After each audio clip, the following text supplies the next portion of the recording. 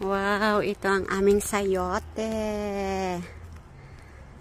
Nice. Sayote in Canada.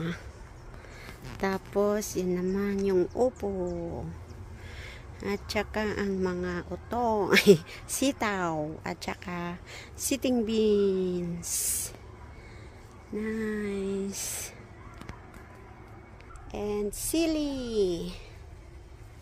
At saka patatas. And bell pepper. Ayun.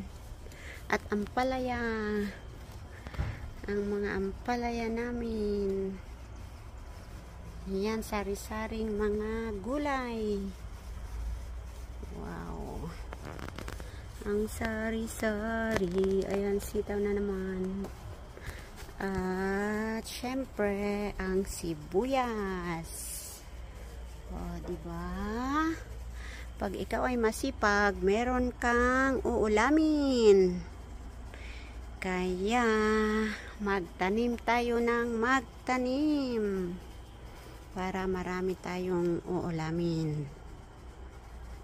Okay. Ito naman ang hanging plant sa back door.